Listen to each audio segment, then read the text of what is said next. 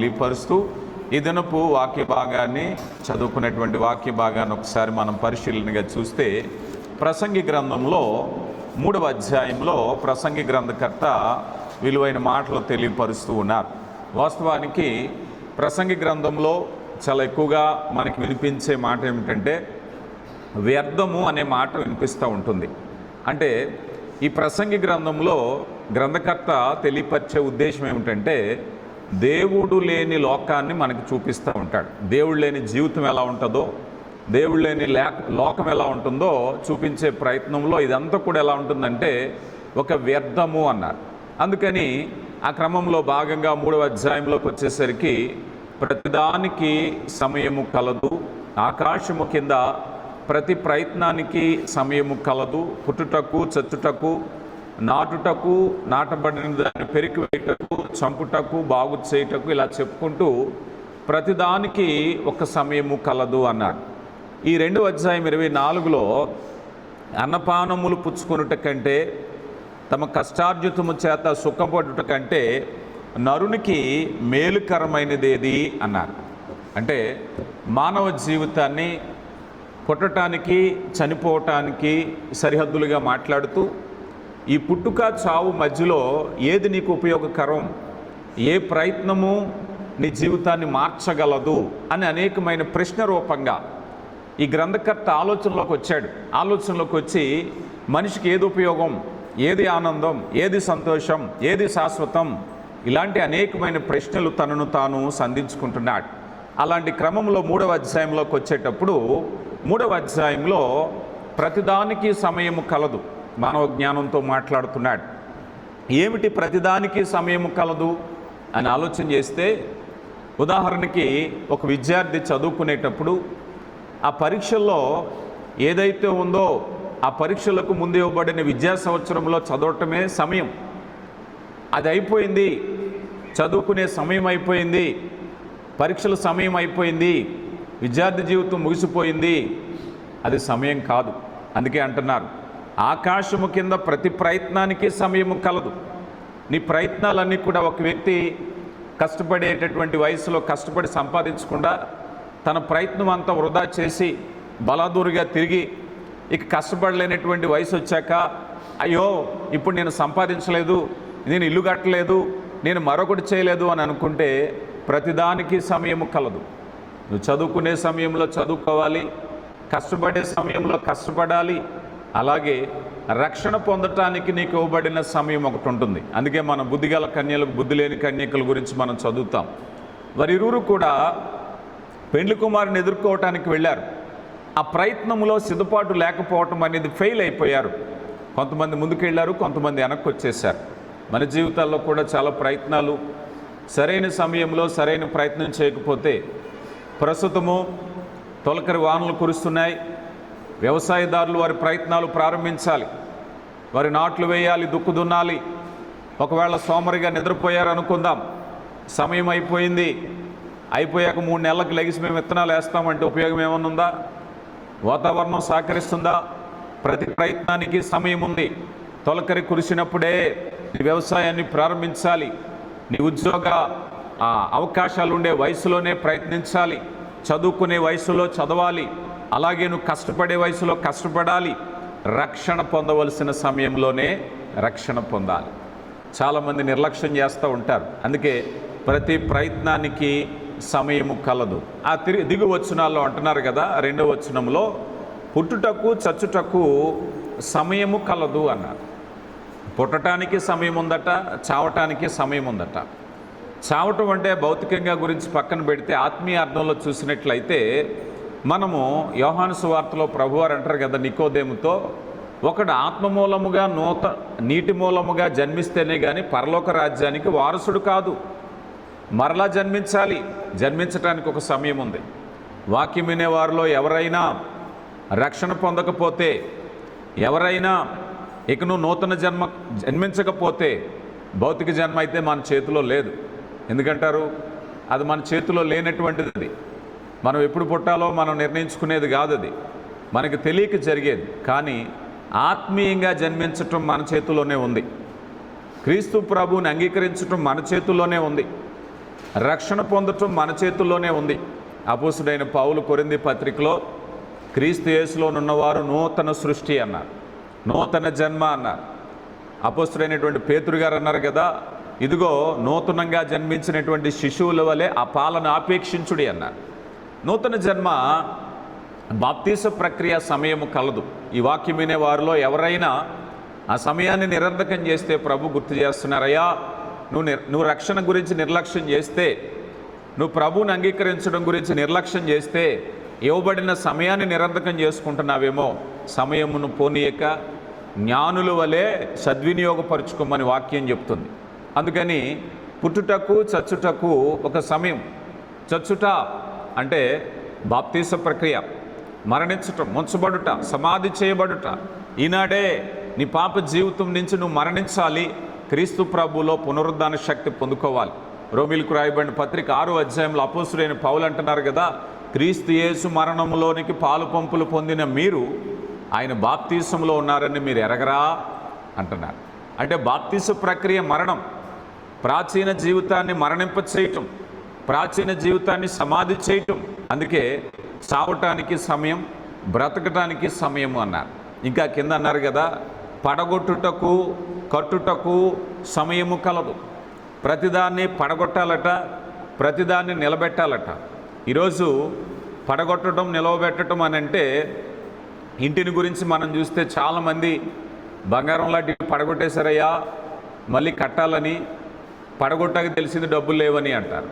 అప్పుడు అనిపిస్తుంది, సరైన సమయంలో సరైన ఎంపికతోనూ పడగొట్టకపోతే, ఒక ఉద్యోగం చేసేటప్పుడు మరొక ఉద్యోగానికి వెళ్ళాలి అనుకున్నప్పుడు సరైనటువంటి ప్లానింగ్ లేకుండా ఉన్న ఉద్యోగాన్ని వదులుకుంటే, రెండో ఉద్యోగం రాకపోతే, సరైన సమయం కాకపోతే బాధపడుతూ ఉంటాం.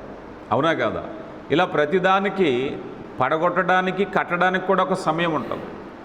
ఒకవేళ ఏ నిర్మాణమే కావచ్చు, భౌతిక నిర్మాణమే కావచ్చు, ఏదైనా సరే నీ సమయము, నీ సామర్థ్యము, ఆలోచనతో చేయకపోతే తర్వాత బాధపడి ఉపయోగం లేదు. నువ్వు తప్పుడు నిర్ణయం తీసుకుని తర్వాత బాధపడి ఉపయోగం లేదు.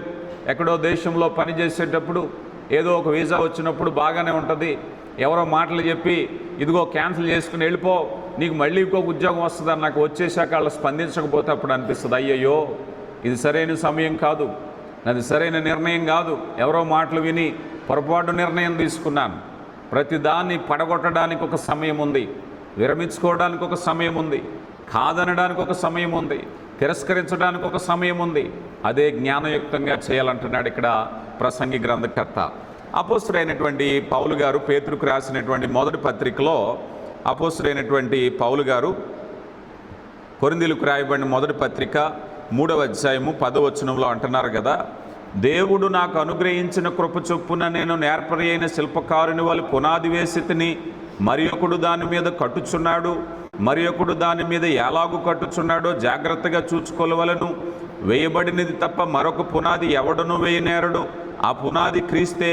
ఎవడైనను ఈ పునాది మీద బంగారము, వెండి, వెలగల రాళ్ళు, కర్ర, గడ్డి, కొయ్య మొదలైన వాటితో కట్టిన ఎడల వాని పని కనపడును, ఆ దినమందు దానిని తేటపరచును, అది అగ్ని చేత బయలుపరచబడును, మరియు వాని పని ఎట్టిదో దానిని అగ్నియే పరీక్షించును.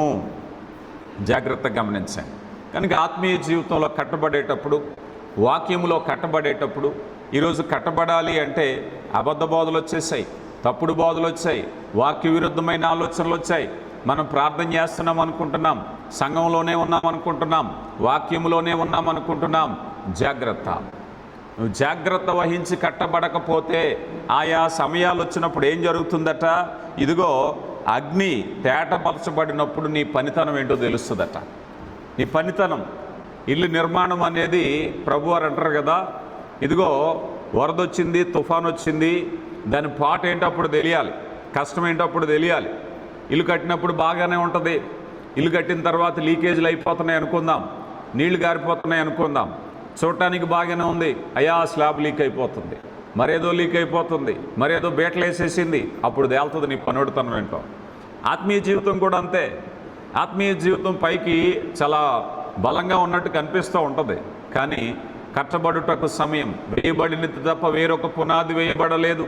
ఇదిగో అపోస్తలుడైనటువంటి పౌలు, ఇదిగో నేర్పరి అయిన శిల్పకారుని వారి పునాది వేసి తిని మరి ఒకడు దాని మీద కట్టుచున్నాడు. బండ మీదే కట్టబడాలి, వాక్యం అనే బండ మీదే కట్టబడాలి. నువ్వు కట్టబడుటకు సమయం ఉంది. ఆత్మీయ జీవితంలో, సంఘంలో ఎన్ని సంవత్సరాలు, ఎంతకాలం నుంచి సహవాసంలో ఉన్నప్పటికీ కూడా మనం స్వపరిశీలన చేసుకోవాలి. అయ్యా, నేను కట్టబడుతున్నానా? సంఘంలో వాక్యం ద్వారా కట్టబడుతున్నానా? వెళ్ళామా, వచ్చామా, విన్నామా, మానామా, అనుకుంటున్నామా, ఆనందిస్తున్నామా, లేక నా జీవితాన్ని నేను కట్టుకుంటున్నానా? కట్టబడుటకు సమయం అనేది ఖచ్చితంగా ఉంది. ప్రియులారా, గమనించండి. ఒకవేళ కనుక కట్టబడినది పెరికివేయబడుటకు ఒక సమయం వస్తుంది. ప్రభు వస్తాడు, అయ్యా మీ పనితనాన్ని బట్టి, మీ ఆత్మీయ జీవితాలను బట్టి శరీరముతో జరిగించిన క్రియలు మంచివైనను సరే, చెడ్డవైనను సరే, క్రీస్తు న్యాయపీఠం ఎదుట హాజరైనప్పుడు ఆ పనోడుతనం ఏంటో అప్పుడు తెలిసిపోద్దట. అవునా కదా? చెప్పండి. ఇక తర్వాత అంటున్నాడు, ఏడ్చుటకు నవ్వుటకు సమయము కలదు. ఏడవడానికి సమయం ఉందట, నవ్వడానికి సమయం ఉందట. లోకంలో నవ్వే వాళ్ళ దగ్గరికి వెళ్ళి ఏడవకూడదు, ఏడ్చే వాళ్ళ దగ్గరికి వెళ్ళి నవ్వకూడదు. అవునా కదా? ఇది చాలా ముఖ్యం. అందుకే ఒక మాట ఉంటుంది, నవ్వు 4 విధాలు చేయటని. ఎక్కడ నవ్వాలో అక్కడే నవ్వాలి.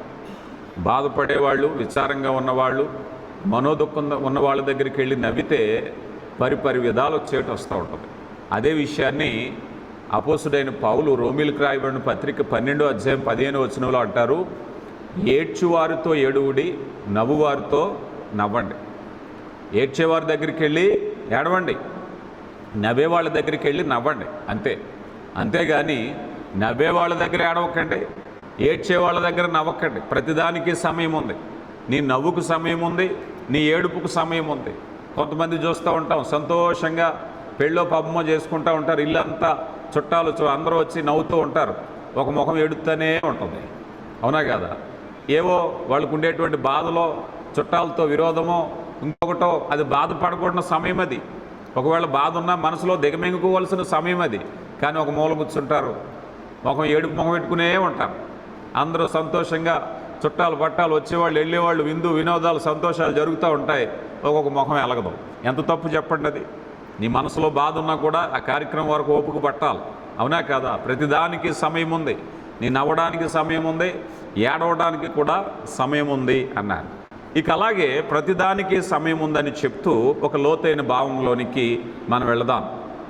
4వ వచనాన్ని మనం చూస్తే, 4వ వచనం, ప్రసంగి గ్రంథము 3వ అధ్యాయం 4వ వచనం, రాళ్లను పారవేయుటకును రాళ్లను కుప్పగా వేయుటకును అన్నారు. ఇక్కడ చాలా జాగ్రత్తగా గమనిస్తే, రాళ్లను పారవేయుటకు, రాళ్లను కుప్పగా వేయుటకు అన్నారు. రాళ్లను కుప్పగా వేయటం అంటే నిర్మాణం, అంతే కదా? ఏదైనా ఒక పునాది కావచ్చు. ఇప్పుడంటే టెక్నాలజీ పెరిగిపోయింది, ఐరన్లు, కాంక్రీట్లు ఏవేవో మాట్లాడుతున్నాం. కానీ పూర్వకాలంలో ఇల్లు కట్టాలంటే ముందు ఏముండాలి? రాయి ఉండాలి.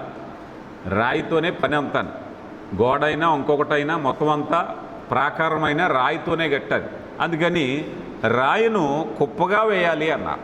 ఈరోజు నాకు అనుకున్నాం, పడగొట్టుటకు, నిర్మించుటకు, కుప్పగా వేయుటకు, పారవేయుటకు ప్రతిదానికి ఒక సమయం ఉంది. సమయోచితంగా పనిచేయాలి. ఇప్పుడు కుప్పగా వేయటం అని అంటే కట్టడాన్ని గురించి అపోస్తలుడైనటువంటి పేతురు గారు ఒక మాట అన్నారు. చూద్దాం రండి. పేతురు గారు రాసినటువంటి 2వ పత్రిక 1వ అధ్యాయము 5వ వచనం నుంచి మనం చూసినట్లయితే, ఈ హేతువు చేత మీ మట్టుకు మీరు పూర్ణ జాగ్రత్త గలవారై, మీ విశ్వాసమునందు సద్గుణమునందు జ్ఞానమునందు ఆశానిగ్రహమందు సహనమునందు భక్తియందు సహోదర ప్రేమయందు దయను అలవరుచుకొనుడి. ఇవి మీకు కలిగి విస్తరించిన ఎడల అవి మన ప్రభువైన యేసుక్రీస్తును గూర్చిన అనుభవ జ్ఞానం విషయంలో మిమ్మును సోమరులైనను నిష్ఫలులైనను కాకుండా చేయును అన్నారు. ప్రసంగి గ్రంథం, సామెతల గ్రంథంలో మాట ఉంటుంది, సోమరి వాని పొలము దాటి రాగా ఎలా ఉంటుందటండి? సోమరి వాని పొలం దాటి వస్తే దాంట్లో గచ్చ పొదలు ఉంటాయట, ముళ్ళ పొదలు ఉంటాయట. సోమరివాడు బద్ధకస్తుడు, లేచి పని చేయడానికి ఇష్టపడడు, శుభ్రం చేసుకోవడానికి ఇష్టపడడు. మన భాషలో చెప్పాలి అంటే చాలామంది ఇల్లు ఏమంటారు? ఇల్లుని చూసి ఇల్లాలని చూడు అంటారు. అవునా కాదా? దాని అర్థం ఏంటి చెప్పండి? అంటే ఇల్లాలు ఎలాగున్నదో చెప్పాలి అంటే ఇల్లు చూడాలి, ఆమె శ్రద్ధగా ఉందా, పరిశుభ్రంగా ఇంటిని ఉంచుతుందా, చక్కగా అమర్చి పెడుతుందా అని దాని ఉద్దేశం. పొలం కూడా సోమరువాని పొలం దాటి రాగా కదా, మనకు లోకంలో సామెత ఉంటుందట, సోమరుడికి పని ఎక్కువట, లోబికి ఖర్చు ఎక్కువట. అవునా కదా? సోమరు వాళ్ళు బద్ధకస్తులు పని చేయకపోవటం వల్ల పని పేరుకుపోతూ ఉంటుంది. ఒక ఆఫీసర్, ఒక అధికారి తన ఫైల్స్ క్లియర్ చేయలేదనుకోండి, ఏమవుతుంది? ఆ ఫైల్స్ అన్నీ పేరుకుపోతూ ఉంటాయి, క్లియర్ అవ్వదు పని. ఏనాటికి ఆనాడు శ్రద్ధగా చేయకపోతే ఇంటి పని అయినా అంతే, మన పని అయినా అంతే, మనం శుభ్రంగా కనుక చేసుకోకపోతే. ఇప్పుడు నిర్మాణ ప్రక్రియ గురించి ఇక్కడ చెప్తూ పేతురు గారు అంటున్నారు కదా, ఇదిగో ఇవి మీకు కలిగి విస్తరించిన ఎడల అవి మన ప్రభువైన యేసుక్రీస్తును గూర్చిన అనుభవ జ్ఞాన విషయంలో మీరు బై ఎక్స్పీరియన్స్ రావటానికి దేవుడు మీకు ఇచ్చిన సమయాన్ని సద్వినియోగం చేసుకుని మీరు సోమరులుగా ఉండకుండా ఉండాలంటే ఏం చేయాలి అని అన్నట్లయితే, ఈ హేతువు చేత మీరు విశ్వాసమందు సద్గుణము, సద్గుణమునందు జ్ఞానము, జ్ఞానమునందు ఆశా నిగ్రహం, ఆశా నిగ్రహమందు సహనము, సహనమందు భక్తి అందు సహోదర ప్రేమ, ఇన్ని కట్టబడాలట ఆత్మీయ జీవితంలో. ఇవి ఈ అంతరంగాలు ఇవన్నీ కూడా స్టేజెస్ దాటుకుంటూ వెళ్ళాలి ఆత్మీయ జీవితం కట్టబడితే. ఇప్పుడు మనం అనుకుందాం, ఏ స్టేజ్లో ఉన్నాం మనం? మన ఆత్మీయ జీవితం అనేది ఈ అంతరాల వెంబడి కట్టుకుంటూ వెళ్ళాలి, ఈ స్టేజెస్ వెంబడి, అంతస్తుల వెంబడి కట్టుకుంటూ వెళ్ళాలి. ఏ స్థితిలో ఉన్నాం మనం జాగ్రత్తగా గమనించండి. ఒకవేళ కనుక ఇంకా ఏ స్థితిలో ఉంటే, ఒక విద్యార్థిని అడిగితే, అమ్మా ఎగ్జామ్స్ దగ్గరికి వచ్చి నీ సిలబస్ అంతా అయిపోయింది, ఎంత చదివావని అంటే, అమ్మో లేదండి నేను ఇంకా ఒక చాప్టర్ కూడా స్టార్ట్ చేయలేదని అంటే, సోమరి. ఏ పని విషయంలోనైనా సోమరులే అలాంటి వాళ్ళు. ఈరోజు వాక్యం కూడా చెప్తుంది, అయ్యా మీరు నిష్ఫలులైనను సోమరులైనను కాకుండా క్రీస్తును గూర్చిన అనుభవ జ్ఞానం కావాలి అంటే యేసు ప్రభు మనసు నెరగాలి, యేసు ప్రభు చిత్తం ఎరగాలి, యేసు ప్రభు వాక్కు నెరగాలి, యేసు ప్రభు ఉద్దేశాన్ని ఎరగాలి. అందుకొరకు అంటున్నారు కదా, ఇదిగో మీరు జ్ఞానమందు ఆశా నిగ్రహం, ఆశా నిగ్రహమందు సహనము, సహనమందు భక్తి యందు సహోదర ప్రేమ, సహోదర ప్రేమ యందు దయను, అనుభవ జ్ఞానం. ఈ తరగతుల్లో ఏ తరగతిలో ఉన్నాం? ఏమండి మీ వయసు ఎంత? 20 సంవత్సరాలు. ఏం చదువుతున్నారు? 8వ తరగతి అన్నారు అనుకోండి, ఎలా ఉంటుంది చెప్పండి? బాగుంటుందా? 20 సంవత్సరాల వయసులో 8th క్లాస్ చదువుతున్నాడంటే బాగుంటుందా? అదే నీ స్టేటస్, అది నీ క్లాస్. అది ఇప్పుడు వాక్యం అదే చెప్తుంది. మీరు సోమరులు కాకపోతే, ప్రభునందు ఆసక్తి కలిగిన, జ్ఞానం కలిగిన వారైతే మీరు ఎక్కడున్నారో చూడండి. అందుకే రాళ్ళు పోగు చేయుటకు సమయం కలదు. పోగు చేసేవా లేదా? లేదంటే ఎక్కడ పని అక్కడ ఉంది, ఎక్కడ ఆలోచన అక్కడే ఉంది. కొన్ని ఇళ్లలో మనం చూస్తూ ఉంటాం, చిందరవందరగా బట్టలన్నీ అటు ఇటు పడేస్తారు. అయ్యో ఇగో పాస్టర్ గారు వచ్చారు, పలానా ఆయన వచ్చారంటే అన్ని చుట్టగట్టి దుప్పట్లో మూడగట్టి ఒక మూల పడేస్తారు అంతే, అప్పటికప్పుడు రెడీ చేయాలంటే. అవునా కాదా? ఎందుకు జరుగుతుంది? ముందుగా సిద్ధపాటు లేకపోవడం. వాక్యం అదే చెప్తుంది. రాళ్లను కూర్చుటకు, నిర్మించుటకు, నీ ఆత్మీయ జీవితాన్ని కట్టుకోవడానికి ఒక తరం. ఏమండి ఇల్లు కట్టాలి, 4 లేయర్లు, ఒక 4 స్టేజెస్ ఉన్న బిల్డింగ్ వేయాలి అనుకుంటే ముందు పునాదే లేదు. అవుతుందా? ఇక్కడ అదే చెప్తున్నారు. బలమైన కట్టడం గురించి, విలువైనటువంటి అంతస్తుల గురించి చెప్తున్నారు. పునాదేశవా లేదా? ఇంకా పునాదేశవా? ఏ అంతస్తులో ఉన్నావు? క్రీస్తును గూర్చినటువంటి అనుభవ జ్ఞానం పొందుకోవాలి అంటే, మీరు నిష్ఫలులైనను సోమరులైనను కాకుండా ఉండాలి అంటే, అవునైనా నేను ఇదిగో ప్రభు యొక్క చిత్తములో ఎదుగుతున్నాను, పూర్ణ జ్ఞానము కలిగి ఎదుగుతున్నాను, విశ్వాసములో ఎదుగుతున్నాను, సోదర ప్రేమలో ఎదుగుతున్నాను, దయలో ఎదుగుతున్నాను. అవన్నీ అనుభవ జ్ఞానం చేత బై ఎక్స్పీరియన్స్ నేను అభ్యాసం చేస్తూనే ఉన్నాను. అలా కాకపోతే సమయము వృధా చేస్తున్నావు. ఈరోజు ప్రభు నీకు ఇచ్చినటువంటి సమయాన్ని నువ్వు వృధా చేస్తూ ఉన్నావు. ప్రియులారా గమనించండి. కొరింథీయులకు రాయబడిన మొదటి పత్రిక, అపోస్తలుడైన పౌలు అంటున్నారు, కొరింథీయులకు రాయబడిన మొదటి పత్రిక 9వ అధ్యాయము 19 నుంచి మనం చూసినట్లయితే, 9వ అధ్యాయం 19, నేను అందరికీ స్వతంత్రుడినై ఉన్నాను, ఎక్కువ మందిని సంపాదించుకున్నట్టుకు అందరికీ నన్ను నేనే దాసునిగా మలుచుకుంటుని, యూదులను సంపాదించుకున్నటకు యూదుని వలె ఉంటుని, ధర్మశాస్త్రమునకు లోబడిన వారిని కొరకు నేను ధర్మశాస్త్రము లేబడిన కాకపోయినను ధర్మశాస్త్రమునకు లోబడిన వాళ్ళ వలె ఉంటుని. నేను మలుచుకుంటున్నానయ్యా నా జీవితాన్ని. కొంతమంది జీవితాలు, కుటుంబ జీవితాలు సమయం అయిపోతూ ఉంటుంది, మారడం. భార్య భర్తలు గొడవలు చూస్తూ ఉంటాం. ఎవరి పంత వాళ్ళదే. భార్యకు తగినట్టుగా భర్త మారడు, భర్తకు తగినట్టుగా భార్య మారడు. వాళ్ళ తప్పులు ఎత్తి చూపించడానికే ప్రయత్నిస్తూ ఉంటారు. ఏమో ఎదుటివాడిని సరిచేయడానికే చూస్తారు, కానీ నేను మారాలేమో, నాలో ఏమైనా మార్పు ఉందేమో, నాలో ఏమైనా లోపం ఉందేమో, మొదటగా నేను మారి చూద్దాం, మొదటగా నేను కట్టబడాలి, కట్టబడడానికి దేవుడు సమయం ఇచ్చాడు. యజమానుల దగ్గర పనిచేసే వాళ్ళు ఉంటారు కొంతమంది. ఎప్పుడు చూడు యజమాని మీద ఏదో కంప్లైంట్. ఎప్పుడైనా నువ్వు మార్చబడటానికి, కట్టబడటానికి ప్రయత్నించావా? నువ్వు కట్టబడడానికి గనక ప్రయత్నించినట్లయితే దేవుని కృప ఈరోజు గొప్ప కట్టడంగా నువ్వు మలచబడతావు. శారీరకంగా కట్టబడాలి, ఆత్మీయంగా కట్టబడాలి, వాక్యములో కట్టబడాలి.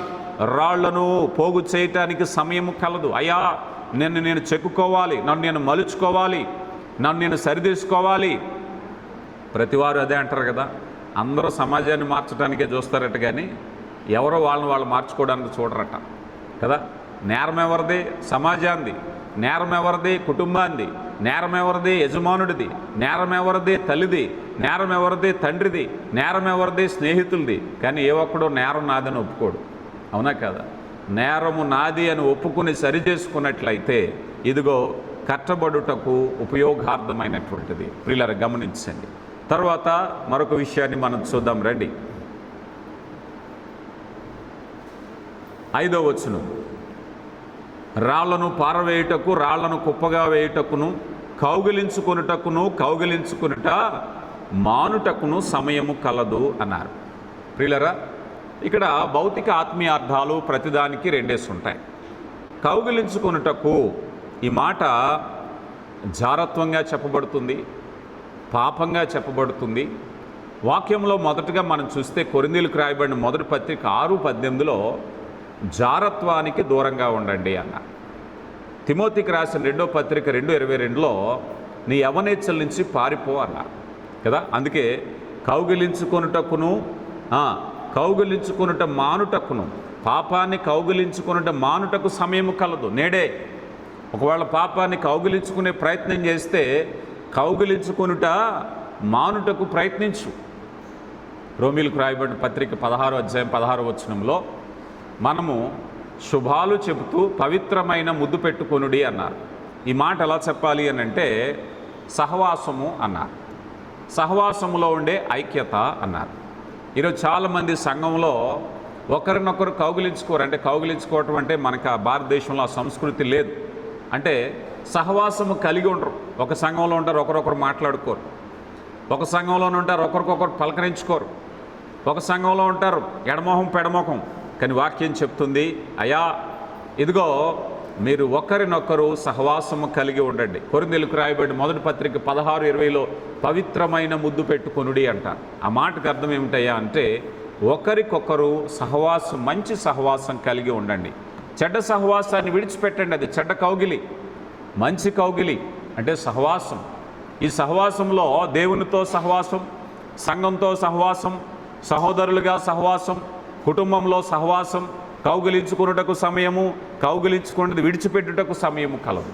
ఏ సమయంలో మనం ఉన్నాం? ఏ బోర్డర్లో మనం ఉన్నాం?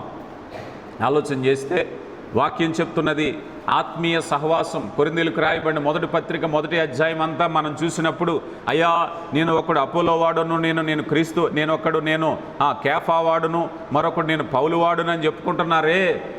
క్రీస్తు విభజింపబడిన మీరు ఏకతాత్పర్యము కలిగి ఉండాలని కౌగిలించుకోండి, మీ భావాలు కౌగిలించుకోండి, ఆత్మీయంగా ఉండండి. కుటుంబాల్లో కూడా చూస్తాం కౌగిలించుకోరు. కౌగిలించుకోవడం అంటే భౌతికంగా కాదు నేను అనేది. ఎవరి నిర్ణయాలు వాళ్ళదే. భార్య పెత్తనం భార్యదే, భర్త పెత్తనం పెద్దదే, పిల్లల పెత్తనం పిల్లలదే, ఎవరి పెత్తనం వాళ్ళదే. కౌగిలించుకోవాలి. అభిప్రాయాల్లో ఏకాభిప్రాయానికి రావాలి.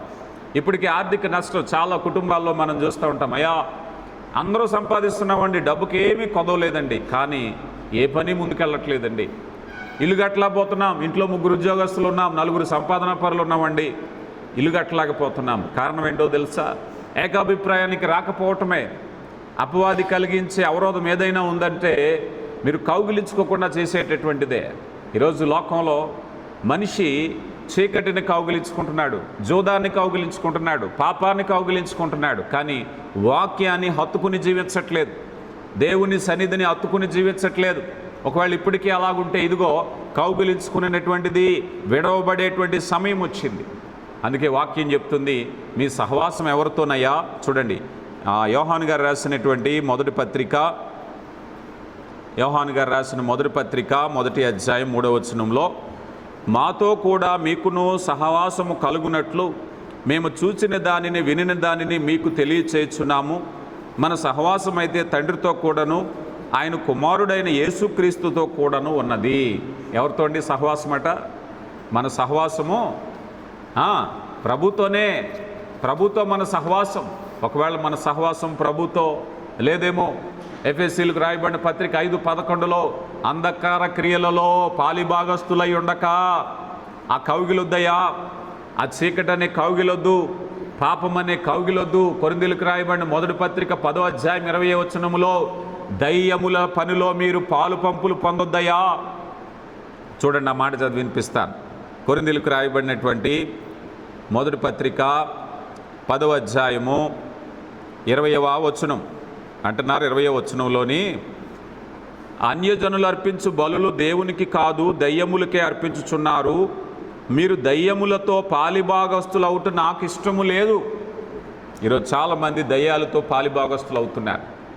దయ్యాలంటే చాలామంది ఏదో ఎరికేకలు వేసేవారు, పిచ్చిగా మాట్లాడేవాళ్ళు అనుకుంటారు. నీ పేరేమిటి, నువ్వు ఎక్కడి నుంచి వచ్చావు? చాలామంది పాస్టర్లు కూడా చెప్తున్నారు. ఇదంతా ఫేక్, నిజం కాదు. దయ్యం అంటే ఎలా ఉంటుందంటే, నీ చేతిలో ఉన్న మొబైలే, నీ కాలాన్ని తినేసే నీ మొబైలే నీ దయ్యం. దయ్యం చాలా తెలివైంది. నీ వ్యసనం కొరకు నిన్ను తప్పు నడిపించేటువంటిదే దయ్యం. ఒక జోదగాడు డబ్బులు సంపాదించడానికి ఎవరితోనైనా అబద్ధం ఆడతాడు, ఎలాగైనా మోసం చేస్తాడు. దయ్యం చేసే పని అది. దయ్యం పిచ్చపిచ్చగా మాట్లాడదు. దయ్యం చాలా తెలుగుగా మాట్లాడుతుంది. అవునా కాదా చెప్పండి? ఇప్పుడు అతను జోదానికో మత్తుకో మద్యానికో డబ్బులు కావాలి, ఏం చేస్తాడు? చాలా తెలివితేటలుగా ఎవరి దగ్గరికి వెళ్ళాలో, ఎక్కడ డబ్బులు ఉన్నాయో, ఎక్కడ అబద్ధం ఆడాలో అబద్ధమాడి ఆ డబ్బులు తెచ్చుకుంటాడు. అది దయ్యం చేసే పని. దయ్యము నీ ఆరోగ్యాన్ని పాడు చేస్తుంది. దయ్యము నీ కుటుంబాన్ని పాడు చేస్తుంది. దయ్యము నీకు మనశ్శాంతి లేకుండా చేస్తుంది. దయ్యము నీ ఆదాయాన్ని నిరర్ధకం చేస్తుంది. ఆహారము కాని దాని కొరకు రోకలేలెచ్చెదరు. దయ్యం చేసే పని, దయ్యం చేసే పని. కనుక ప్రియులరా, ఈరోజు వాక్యం చెప్తున్నటువంటి మాట, నువ్వెవరితో కౌగిలించుకుంటున్నావు? కొరింథీయులకు రాయబడిన 2వ పత్రిక 6:14లో, విశ్వాసితో అవిశ్వాసికి విజ్జోడేమిటయ్యా? విశ్వాసితో అవిశ్వాసికి విజ్జోడేమిటి? ఇదిగో మీరు పరిశుద్ధాత్మ కదా, ఇదిగో మీరు బయల్జుబులతో సహవాసం వద్దు. ఎవరితో మీరు కౌగిలించుకుని ఉన్నారు? జాగ్రత్త. లోకంతోనా, పాపంతోనా? పరిశుద్ధాత్మతో మీరు కౌగిలించుకుని ఉండాలి. అందుకే మీరు కౌగిలించుకున్నటకును, కౌగిలించుకున్న దానిని విడిచిపెట్టుటకును సమయము కలదు. వాక్యం చెప్తుంది ఈరోజు, ఎవరి కౌగిల్లో నువ్వు ఉన్నావో విడిచిపెట్టు. ఏ పాపపు కౌగిల్లో ఉన్నావో విడిచిపెట్టు. పరిశుద్ధాత్మ నిన్ను ఆహ్వానిస్తున్నాడు. ఇదే సమయం. ఇక తర్వాత మనం చూసినట్లయితే ప్రసంగి గ్రంథము 3వ అధ్యాయము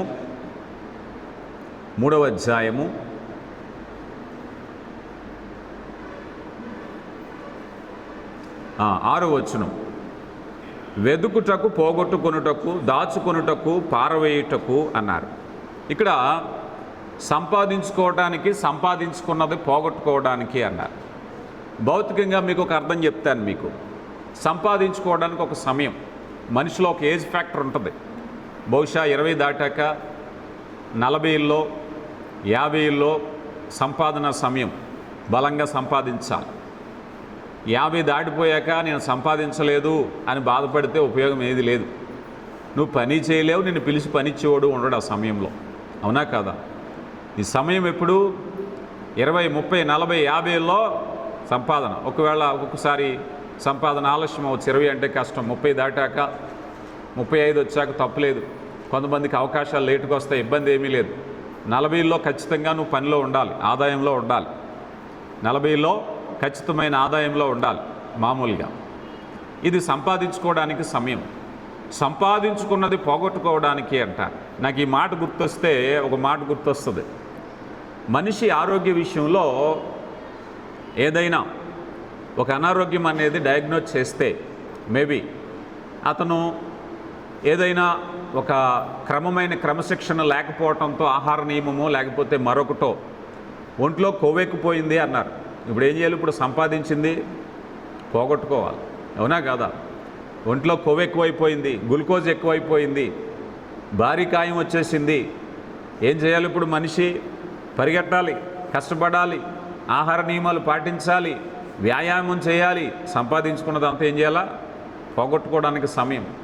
ఆ సమయంలో నీ రిపోర్ట్లో వైద్యులు చెప్పినప్పుడు దాన్ని కనుక నువ్వు ఖాతారు చేయలేదనుకోండి, ప్రాణాల మీదకి వస్తూ ఉంటుంది. నిన్నటి దినాన మాకు తెలిసినటువంటి ఒక సహోదరులు, వారి కుమారుడు మద్యపానంలో ఉన్నాడు. ఏదో ఒక భయంకరమైనటువంటి అనారోగ్యానికి లోనయ్యారు. లోనైతే ఆ పేగు ఏదో బర్స్ట్ అయిందట, దాన్ని ఆపరేషన్ చేశారు. అయితే అతనికి తీవ్రమైన మద్యం అనేటువంటిది అలవాటుగా ఉంది. డాక్టర్లు వారించారు, ఇక మీదట సరే గండం గట్టెక్కావు, ఇక మరలా నువ్వు ఎప్పుడు కూడా తాగకుండా జాగ్రత్త పడాలి అన్నారట. మళ్ళీ ఆపరేషన్ అంతా సక్సెస్ అయింది, బాగానే ఉంది.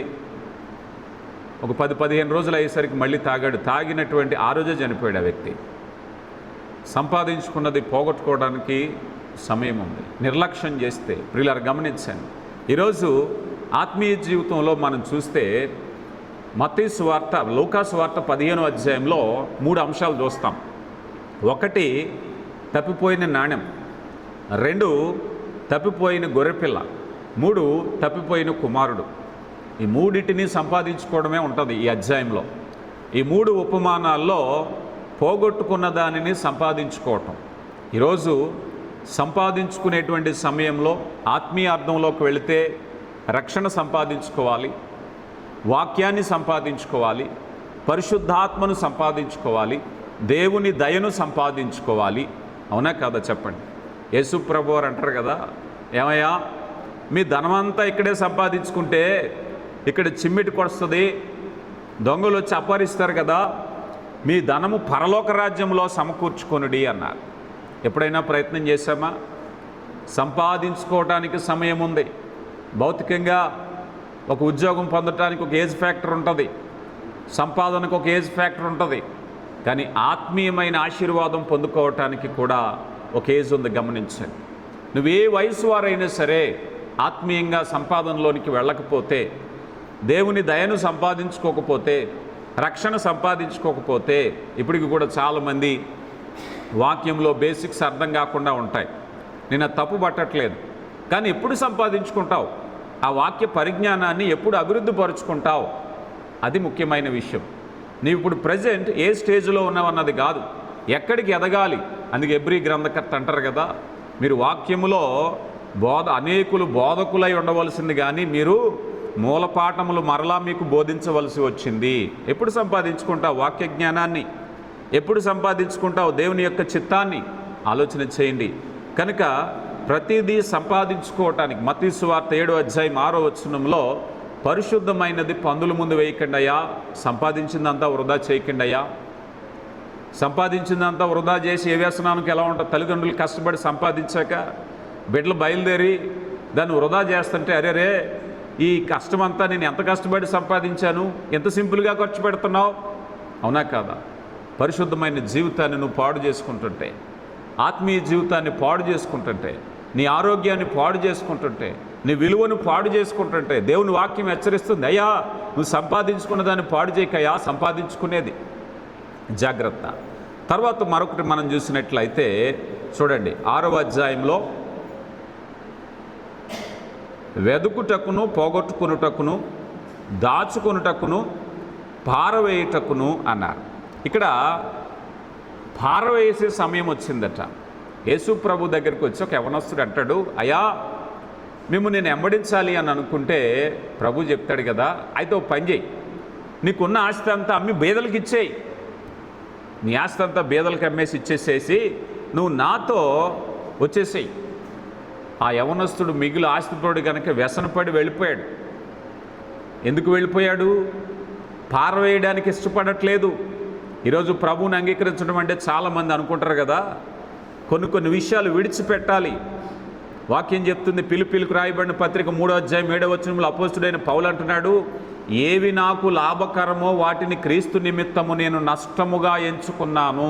అప్పుడే వెంబడించగలుగుతావు. నీ వస్తువు నువ్వు పారవేయకపోతే, పారవేసే విషయాలు, నీ చేతిలో ఉన్న పాపాన్ని పారవేసేయాలి, నీ జీవితంలో ఉన్న పాపాన్ని పారవేసేయాలి. అవి పారవేయకుండా ప్రభువుని ఎప్పటికీ నువ్వు అనుసరించలేవు. చాలామంది భౌతికంగా క్రైస్తవులుగా పిలువబడుతున్నారు, ఆత్మీయంగా సెలబ్రిటీలుగా పిలువబడుతున్నారు. కానీ వారి దగ్గర ఉన్న పాపాన్ని పారవేయకపోతే ఎప్పటికీ ఆయనతో సహవాసము కలిగి ఉండాలి. వాక్యాన్ని ప్రేమించాలి, ఆజ్ఞలను ప్రేమించాలి, పవిత్రంగా జీవించాలి. అయ్యా, నిన్ను వెంబడించటం అంటే, నేను రక్షణ పొందటం అంటే, క్రీస్తు కొరకు మార్చబడటం అని అంటే నా జీవితము మార్చబడాలి. ఒకవేళ గనక అది విడిచిపెట్టకుండా ప్రభు దగ్గరికి వస్తే, యవనస్తుడు వచ్చి అన్నాడు, అయ్యా నేను మిమ్మల్ని అనుసరించాలి, అయ్యా నీ ఆస్తిని అంతా అమ్మేసాయి, నువ్వు బీదలకు ఇచ్చి నన్ను రా అన్నారు. అంటే ఆయన ఏం చేశాడంటే, ఒకవేళ ప్రభు నాతో వచ్చాయి అని అంటే, ప్రభుతో ఉంటాడు, డబ్బు ఉంటుంది, వ్యాపారం. ఇక్కడ డబ్బును తప్పని ప్రభు వారు అనలేదు. కాకపోతే ఆ వ్యక్తికి ఆ మాట చెప్పడానికి గల కారణం ఏమిటంటే, నిత్యజీవం పొందటానికి అతను మనసంతా వ్యాపారమే, మనసంతా డబ్బే, ఎక్కడ ఆత్మీయత లేదు. అందుకని ప్రభు గమనించి, అబ్బాయి నువ్వు నాతో వెంబడించడానికి ఒక అవరోధం ఉందయ్యా. డబ్బున్న వాళ్ళు తప్పేమీ లేదు, వ్యాపారస్తులు తప్పేమీ లేదు, డబ్బున్న వాళ్ళకి ఏ విధం లేదు. కానీ నీ డబ్బు నీ ఇంట్లో ఉండొచ్చు, కానీ నీ హృదయంలో ఉండకూడదు. నీ డబ్బు నీ బ్యాంకులో ఉండడం తప్పలేదు, నీ హృదయంలో ఉండకూడదు. నీ హృదయంలో ఎవరు ఉండాలి? యేసయ్య ఉండాలి. నువ్వు ఎంత డబ్బు అయినా బీరువాలో పెట్టుకో, తప్పలేదు. ఎంత డబ్బుతో అయినా వ్యాపారం చేయి, తప్పలేదు.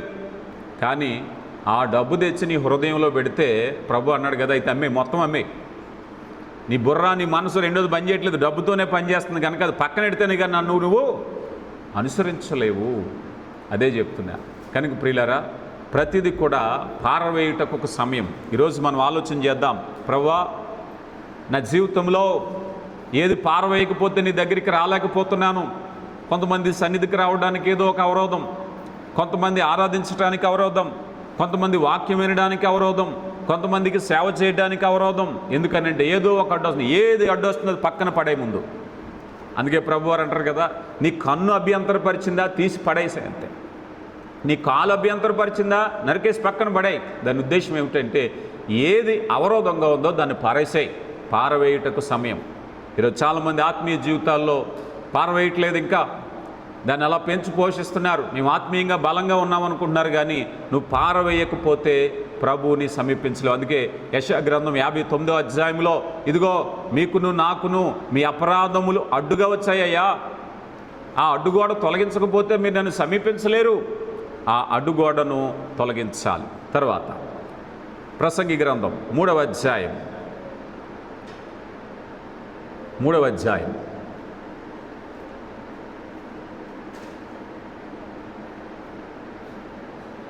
7వ వచనం, మౌనముగా ఉండుటకును మాట్లాడుటకును సమయము కలదు కదా. ఇందాక అనుకున్నాం, నవ్వటం ఏడవటం. మౌనంగా ఉండడానికి ఒక సమయం ఉంది, మాట్లాడడానికి ఒక సమయం ఉంది. యోబు గ్రంథంలో యోబు కష్టంలో ఉన్నాడు, విచారంలో ఉన్నాడు, దుఃఖంలో ఉన్నాడు.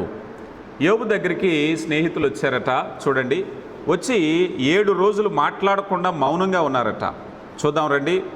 యోబు గ్రంథము 2వ అధ్యాయము 13వ వచనంలో, అతని బాధ అత్యధికముగా ఉండినను గ్రహించి ఎవరు అతనితో ఒక్క మాట అయినను పలుకక రేయింబగళ్ళు 7 దినములు అతనితో కూడా నేలను కూర్చుండిరి. మాట్లాడకూడదు. అప్పుడు బాధలో ఉన్నాడు, విచారంలో ఉన్నాడు, మౌనంగా ఉన్నారు. కానీ తర్వాత చేసిన పొరపాటు ఏంటో తెలుసా? 7 రోజులు మౌనంగా ఉన్న వాళ్ళు ఉండక 7వ రోజు అయ్యాక యోబుని ఎత్తిపోయటం మొదలెట్టారు. అతను తప్పు చేశాడేమో అని విమర్శించడం మొదలుపెట్టారు. అది తప్పయింది. తర్వాత మరలా యోబు వారి గురించి క్షమించమని ప్రార్థన చేసేంతవరకు వాళ్ళకి క్షమాపణ దొరకలేదు. అందుకని మౌనంగా ఉండడానికి ఒక సమయం. ఈరోజు దేవుని సన్నిధిలో మౌనంగా ఉండాలి, దానికి ఒక సమయం. ఈరోజు నేను ప్రార్థన సువార్త యాత్రలని ఆయా ప్రాంతాల పట్టణాల గురించి ప్రార్థన చేస్తే చాలామంది విమర్శిస్తున్నారు. ఏంటో తెలుసా? మీరు ఇలా చేయకూడదు, 4 గోడల మధ్యలోకి వెళ్ళి ప్రార్థన చేయాలి అని. ప్రార్థన వేరు, సువార్త వేరు. రోమిల్కు రాయబడిన పత్రికలో అంటారు, ప్రకటించువారు లేని ఎడల సువార్త ఎలాగూ ప్రకటించబడును, అంటే అందరూ కూడా 4 గోడల మధ్య ప్రార్థించాలని సాకు నెపమేసుకుని ఏసీ రూముల్లో కూర్చుని అక్కడే కూర్చుండిపోతే సువార్త ప్రకటించబడుతుందా? నశించిన వారి యొద్దకు వెళ్ళి వాక్యాన్ని ప్రకటించాలి, ప్రార్థనా శక్తితో ప్రకటించాలి. అపోస్తులు పంపబడిన వారు సంఘము కూడా వెళ్ళాలి, వాక్యాన్ని ప్రకటించాలి. ఈరోజు వాక్యాన్ని ప్రకటించడం అంటే చాలామందికి నామోషి, చాలామందికి సిగ్గు. నేను అదే చెప్తానయ్యా, అది నేను వాక్యానుసారం అని చెప్పడానికి ప్రయత్నించట్లేదు. నేను మీలో స్పృహ కలిగిస్తున్నాను. నేను చెప్తున్నాను, సువార్త ప్రకటించడానికి నాకు సిగ్గు లేదు కనుక నేను రోడ్డు మీద నిలబడుతున్నాను. నువ్వు ఎప్పటికైనా చెప్పగలవా ఒక నలుగురికి? నువ్వు చెప్పబోతే ఎలా తెలుస్తుంది సువార్త? నేను ఇంట్లో గదిలో వేసి ప్రార్థన చేసుకుంటానని అలాగే కూర్చుంటే సువార్త అందన వాళ్ళకి సువార్త ఎప్పుడు అందుతుంది? ప్రతి వారు కార్పొరేట్ సంఘాలు, లగ్జరీ బిల్డింగుల్లో విలాసవంతమైన ఆరాధనలు మనకు మనమే ఆనందించేస్తే సరిపోతుందా? ఎప్పుడు వెళ్ళాలి సువార్త? నశించిపోయే వారి దగ్గరికి. ప్రతి ఒక్కరి బాధ్యత కదా. ఎప్పుడైనా కరపత్రాలు పంచావా? ఎప్పుడైనా నీ స్నేహితులు, బంధువులు, ఇరుగు పొరుగు వారు దేవుని ఎరగని వారికి చెప్పే ప్రయత్నం చేశావా? అది నా పని కాదు, పాస్టర్ గారి పని అనుకుంటున్నావేమో. ప్రతి విశ్వాసి పని సువార్తను ప్రకటించటం, ప్రతి విశ్వాసి పని. అందుకే అపోస్తలుడైన పౌలు అన్నారు, సువార్తను గురించి నేను సిగ్గుపడువాడను కాను. ఒకవేళ మనలో కూడా అలాంటి భావం ఉంటే బయటకు వద్దాం, నశించిన వారి దగ్గరికి వెళ్ళి వాక్యాన్ని ప్రకటించేటువంటి ప్రయత్నం చేద్దాం. అయ్యా నాకు అంత పరిజ్ఞానం లేదు, కరపత్రాలు పంచు, ఇబ్బంది ఏమీ లేదు, దేవుని యొక్క కృప. కనుక ప్రియులారా, ఇక్కడ మాట్లాడవలసిన సమయం నువ్వు మాట్లాడకపోతే, అందుకే మనం ఎస్తేరు గ్రంథంలో అంటాడు, ఎస్తేరు పినతండ్రి అంటాడు, అమ్మా నువ్వు ఈ సమయానికే ఇక్కడికి వచ్చావేమో, నువ్వు ఒకవేళ గనక మౌనముగా ఉంటే దేవుడు తన పని తాను చేసుకుంటాడు, కానీ నువ్వు విడిచిపెట్టబడవు, జాగ్రత్త. బొర్దుకే అంటాడు, జాగ్రత్త, నువ్వు మౌనంగా ఉండవలసిన సమయం కాదు. క్రైస్తవ సమాజమా, మౌనంగా ఉండవలసిన సమయం కాదు, మాట్లాడవలసిన సమయం. 4 గోళ్ల మధ్య ప్రార్థన అనేటువంటి నెపంతో వాక్యాన్ని బయటకు వెళ్లకుండా అవరోధపడుతున్నారేమో. మాట్లాడవలసిన సమయం, మాట్లాడవలసిందే. దేవుని వాక్యాన్ని చెప్పవలసినటువంటి సమయం చెప్పవలసిందే. కొన్నిసార్లు మౌనంగా ఉండాలట. సామెతల గ్రంథం 10:19 వచనంలో, విస్తారమైన మాటలలో దోషముండక మానదు అంటున్నారు. జాగ్రత్త, జాగ్రత్త. మౌనంగా ఉండవలసిన చోట మౌనంగా ఉండాలి. కీర్తన గ్రంథం 39వ సంకీర్తన 1వ చరణంలో, నాలుకతో పాపము చేయకుండానట్లు నేను నిబంధన చేసుకోవాలి. నీ నాలుక దేని కొరకు ఉపయోగిస్తున్నావు? జాగ్రత్త. దూషిస్తున్నావా? క్షేమాభివృద్ధికరమైన మాటలే కానీ సరసోక్తులైనను బూతులైనను మాట్లాడోదయా.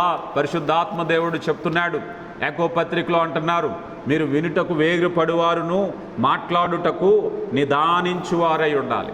ఒకళ్ళు గలగల మాట్లాడేస్తూ ఉంటారు, వినడానికి ఇష్టపడరు. వాక్యాన్ని వినాలి, వాక్యాన్ని వినాలి. ఇక తర్వాత మనం చూసినట్లయితే ప్రసంగి గ్రంథము 3వ అధ్యాయము 8వ వచనం, ప్రేమించుటకును ద్వేషించుటకు ఒక సమయము కలదు అన్నారు. ప్రేమించటానికి సమయం, ద్వేషించటానికి సమయం. ఏం ప్రేమించాలి? రండి చూద్దాం. మత్తయి సువార్త 22వ అధ్యాయము, మత్తయి సువార్త 22వ అధ్యాయము 37 నుంచి మనం చూస్తే, అందుకు ఆయన, నీ పూర్ణ హృదయముతో, నీ పూర్ణ ఆత్మతో, నీ పూర్ణ మనసుతో నీ దేవుడైన ప్రభువును ప్రేమింపవలననిదే. ఇది ముఖ్యమైనది, మొదటినైన ఆజ్ఞ. నిన్ను వలె నీ పొరుగువానిని ప్రేమించవలెను. యోహాను గారు రాసిన మొదటి పత్రికలో, కుమారుని ప్రేమించని వాడు జీవములోనికి ప్రవేశించలేడు. నీ ప్రేమ ప్రేమించటానికి సమయము, ద్వేషించటానికి సమయం. ఈనాటి యవనస్తులను అడిగితే నీకు ఎవరిష్టం, ఏమిష్టం, ఏం ప్రేమిస్తావంటే టకటకటక మన ఆర్డర్ చెప్తారు. మేబీ మనుషుల పేరు చెప్పొచ్చు, వాళ్ళు తినే ఆహారం, నాకు ఇష్టమైన ప్రేమించే ఆహారం, నా ప్రేమించే వస్త్రాలు, నా ప్రేమించే నటుడు, నా ప్రేమించే ఆటగాడు, చాలా రకాలు ఉన్నాయి. మరి యేసుని ప్రేమించే హృదయం నీకుందా? నీ పూర్ణ హృదయం.